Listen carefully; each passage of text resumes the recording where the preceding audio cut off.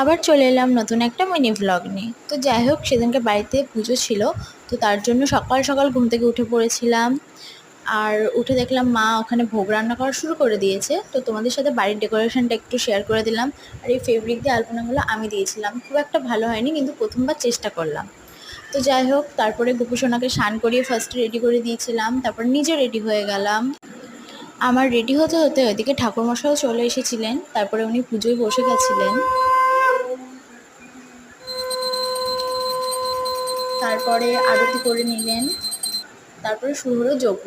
আর এই পুজোর মধ্যে সব থেকে ফেভারিট আমার এই যজ্ঞটা, আমার এত ভালো লাগে দেখতে।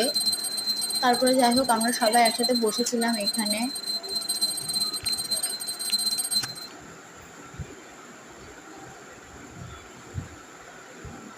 তারপরে পুজোর শেষে আমরা সবাই মিলে একসাথে বসে গেছিলাম ভোগ খেতে। সবাই মিলে একসাথে ভোগ খেয়ে নিলাম।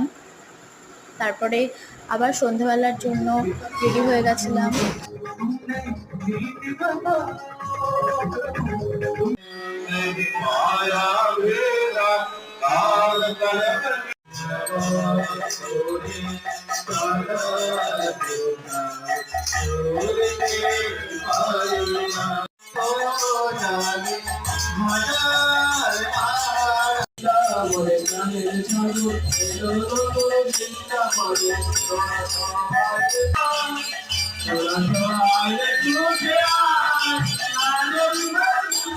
তারপরে সৎসঙ্গের শেষে সবাইকে প্রসাদ দেওয়া হলো।